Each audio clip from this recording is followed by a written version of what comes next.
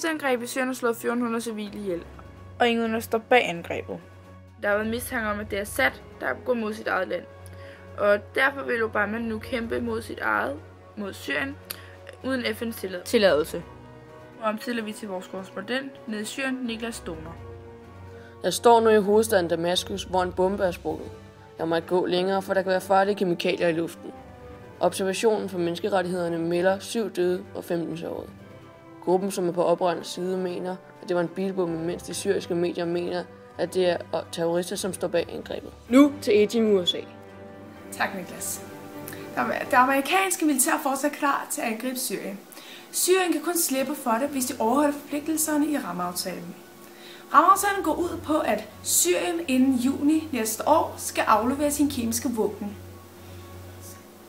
Rusland har fra starten afvist militærangreb mod Syrien, men fordi rammeaftalen ikke indeholder nogen trusler, har der accepteret aftalen.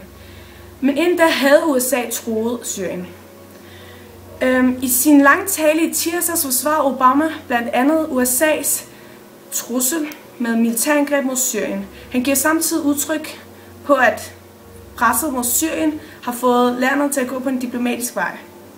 USA vil nu have aftalen sikret i en stærk FN-relation. Jeg står her ved bomben, så får jeg lige her bagud. Og ved siden af mig står Miriam og Ahmed, og det går hårdt ud over jer. Jeres børn er døde. Hvad har jeg at sige til det?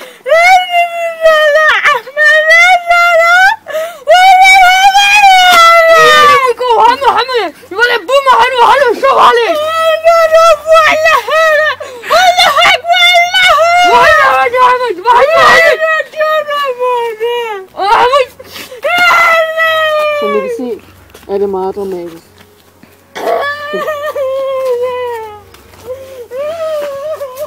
TV2-nyhederne tilbage til Etim og Niklas for de gode ord. Det var så nyheden for i aften. God aften.